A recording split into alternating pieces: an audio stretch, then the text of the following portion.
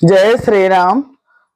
शुक्लांबरधरं विष्णुं शशिवर्णं चतुर्भुजं प्रसन्नवदनं ध्यायेत् सर्वविघ्नोपशान्तये।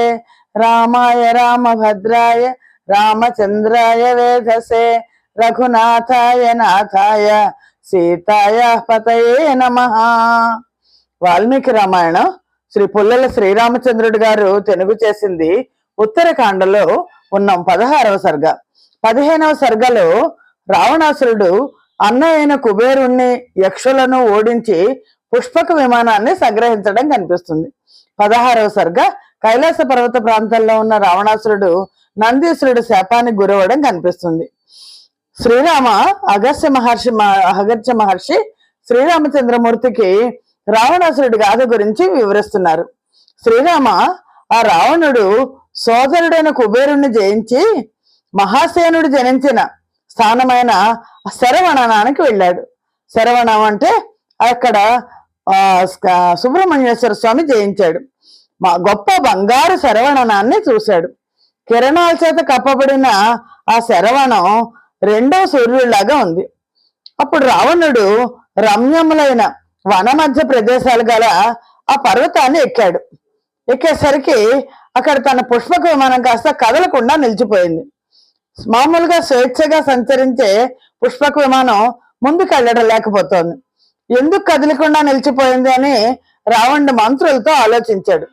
ఈ పుష్పక విమానం మామూలుగా ఎక్కిన వాళ్ళ యజమాని ఎవరుంటే వాళ్ళ ఇచ్చ ప్రకారం నడవాలి, అలా నడవడం లేదు. కారణం ఏమై ఉండను అని ఈ పర్వతం మీద ఉన్న ఎవరి పనే అయ్యుంటుంది అని బుద్ధిశాలైన మారీచుడు రావణాసురుడి మంత్రి అన్నాడు. రాజా, ఈ పుష్పక విమానం కదలటం లేదంటే దీనికి ఏదో కారణం ఉండే ఉంటుంది. లేదా ఈ పుష్పక విమానం కుబేరుడిది కదా, ఇతరులకు వాహనంగా ఉపయోగించదేమో ఇది. ఎందుకంటే కుబేరుడి దగ్గర నుంచి మనం దూరంగా వచ్చేసాం కదా, అందుకని ఇది ఆగిపోయి ఉండొచ్చు అని. అంటే ఈ లోపలే ఈ విమానం పుష్పక విమానం వేసుకొని వెక్కి రావణాసురుడు ఇతర మంత్రులు వస్తుంటే ఈ లోపలే అక్కడికి ఒక శివుడి అనుచరుడు వచ్చాడు. మాట కూడా పూర్తవలేదు మారీచుడి మాట. ఈ లోపల శివుడి అనుచరుడు వచ్చాడు. నిత్యానందవంతుడు. ఎవరా అనుచరుడు? నందీశ్వరుడు. నందీశ్వరుడు నిర్భయంగా వచ్చాడు రావణుడి దగ్గరికి. రావణుడి దగ్గరికి వస్తే ఈ నందీశ్వరుడు ఎలా ఉన్నాడు అంటే దూసర వర్ణంలో ఉన్నాడు. మొండిత శిరస్కుడై ఉన్నాడు. పొట్టిగా ఉన్నాడు. వికృతంగా భయంకరుడుగా ఉన్నాడు. బలవంతుడుగా ఉన్న అతని భుజాలు పొట్టిగా ఉన్నాయి. ఆ నందీశ్వరుడు నిర్భీతితో, రావణాసురుడు అంటే ఏం భయం లేదు. రావణ, వెనక్కి మరలిపోమ్మో. పర్వతం మీద శంకరుడు క్రీడించుతున్నాడు. పక్షులు, నాగులు, యక్షులు, దేవతలు, గంధర్వులు, రాక్షసులు, ఏ ఇతర ప్రాణులు కూడా ఈ పర్వతం మీదకి రాకూడదు అని శాసించబడింది. అందువల్ల ఓ దుర్బుద్ధి, వెనక్కి మరలి వెళ్ళిపో, లేకపోతే నశిస్తావు అని నందీశ్వరుడు చెప్పాడు. రావణాసురుడికి కొంచెం ఆశ్చర్యం, కొంచెం కోపం వచ్చింది. ఎందుకంటే నందీశ్వరుడు ఎవడు తన్నడానికి. అందుకని ఆ కోపంతో కొండలాలు కదిలిపోయేట. పుష్పక నుండి దిగాడు. ఎర్రనైన నేత్రాలతో ఎవడో శంకరుడు అన్నాడు. అంటే అప్పటికి ఇంకా శంకర భక్తి రాలేదు రావణాసుడికి. పర్వతం దగ్గరికి వచ్చేసాడు. వచ్చేసరికి అప్పుడు అక్కడ శివుని సమీపం అందున్న నందీశ్వరుడిని చూశాడు. ప్రకాశిస్తున్న శూలంతో ఉన్నాడు నందీశ్వరుడు. రెండవ శంకరుడిలాగా ఉన్నాడు. రావణాసురుడు అక్కడ వానరుడి ముఖం లాంటి ముఖం ఉంది నందీశ్వరుడికి. అది చూసి చాలా అవమానిస్తూ నీటితో నిండిన మేఘంలాగా బిగ్గరగా హేళనగా నవ్వాడు. ఎప్పుడైతే రావణాసురుడు హేళనగా నవ్వాడు, నందీశ్వరుడికి కోపం వచ్చింది.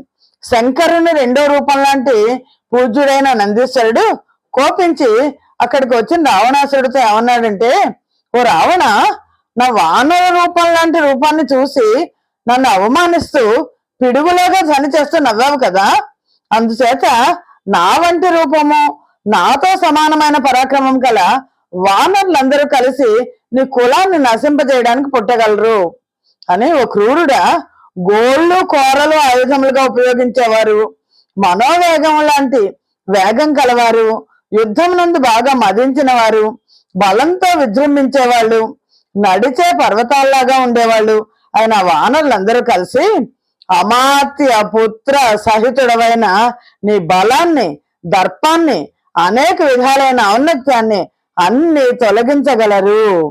ఓ రాక్షసుడా, నేను నిన్ను ఇప్పుడే చంపగలను, కానీ నీ పాపకర్మ ఉంది కదా, పూర్వమే నువ్వు చచ్చున్నావు, నేను ఇంకా చంపడం యుక్తం కాదు అని నందీశ్వరుడు శపించాడు. నందీశ్వరుడు అలా శపించబట్టే రావణాసురుడి బలం అంతా కూడా వానరుల చేత వధించబడింది. మహాత్ముడైన ఆ నందీశ్వరుడు అలా పలకంగానే దేవదుందువులు మ్రోగాయి. ఆకాశం నుండి పుష్పవర్షం కురిచింది. అప్పుడు గొప్ప బలం గల దశాననుడు ఆ రావణాసురుడు నంది మాటలు లెక్క చేయలేదు. పర్వతాన్ని సమీపించి, ఈశ్వరుడా, నేను వెళ్ళుచుండగా దేని మూలంగా నా పుష్పకం నడత ఆగిపోయింది, అలాంటి ఈ పర్వతాన్ని తీసేస్తాను నేను అని అనుకున్నాడు. పర్వతం, కైలాస పర్వతాన్ని మీద శంకరుడు ఉన్నాడు, వెళ్ళకూడదు అంటే అసలు పర్వతాన్ని పెకిలించేస్తాను.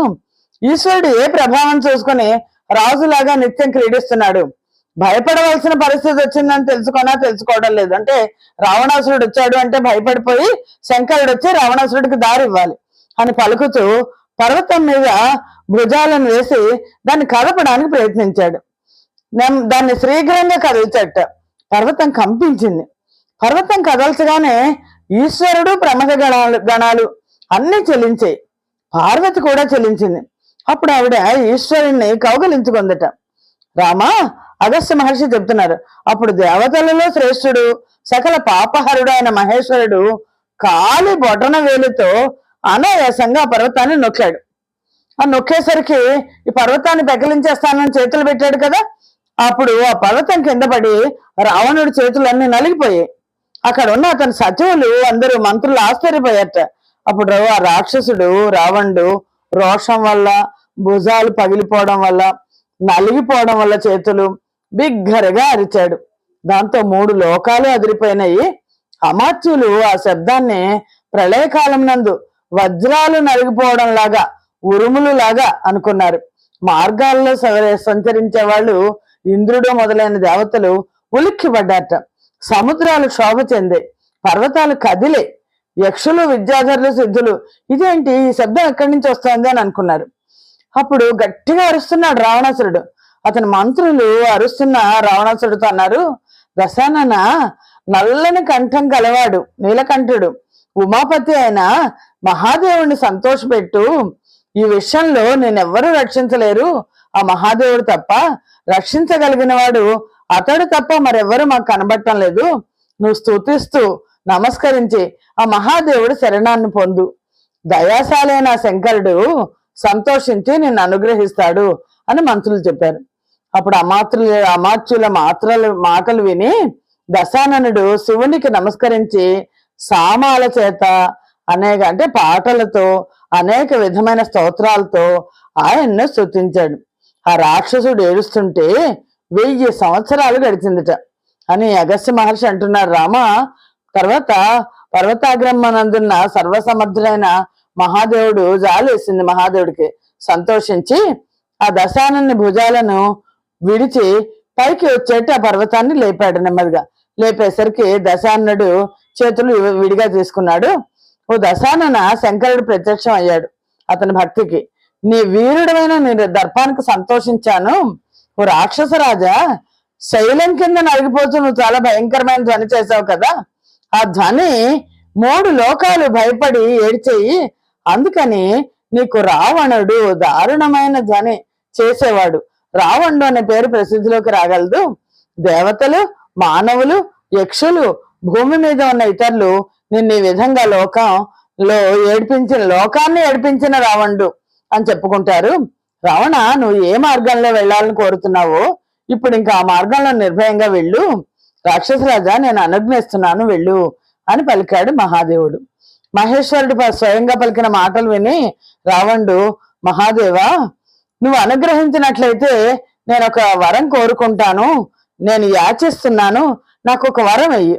దేవతలు కాని, గంధర్వులు కాని, దానవులు కాని, రాక్షసులు కాని, యక్షులు కాని, నాగులు కాని, బలవంతులైన ఏ ఇతరులు కాని నన్ను చంపకుండా ఉండేట్టు వరాన్ని పొందాను.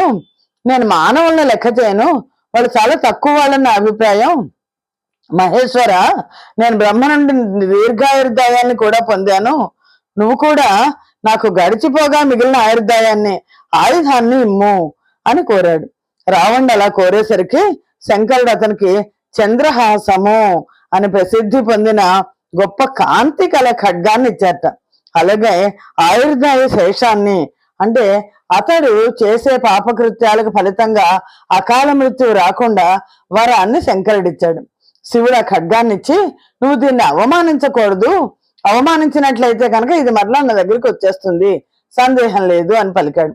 ఈ విధంగా మహేశ్వరుడు పేరు పెట్టి ఆ రావణుడు మహాదేవునికి నమస్కరించి పిమ్మట పుష్పక విమానం ఎక్కాడు. రామ, భగత్ మహర్షి చెప్తున్నారు, పిమ్మట ఆ రావణుడు అక్కడ ఉన్న గొప్ప పరాక్రమం గల క్షత్రియులను బాధించుతూ భూలోకంలో సంచరించాడు. తేజస్శాలులు, శూరులు, యుద్ధమునందు మదించిన వారు, యుద్ధానికి వెనుదీయని వారు అయిన కొందరు క్షత్రియులు ఆ రావణుని ఆజ్ఞ ప్రకారం చేయకపోవడం చేత పరివారాలతో సహా నశించారు. బుద్ధిమంతులైన మరికొందరు క్షత్రియులు ఈ రాక్షసుడిని జయించడం కష్టమని గ్రహించి బలంతో దృప్తుడై ఉన్న అతనితో మేము ఓడిపోయాము అని పలికి లొంగిపోయారు. అలాగా రావణాసురుడు భూమి మీద ఉన్న క్షత్రియులందరినీ కూడా లొంగ తీసుకున్నాడు. శ్రీమద్ రామాయణం అందలి ఉత్తరకాండలోని 16వ సర్గము సమాప్తము. స్వస్తి ప్రజాభ్య పరిపాలయంతాం న్యాయేన మార్గేణ మహిం మహేషాః. గోబ్రాహ్మణేభ్య శుభమస్తు నిత్యం. లోకా సమస్తా సుఖినో భవంతు. సర్వం శ్రీరామార్పణమస్తు. జై శ్రీరామ్.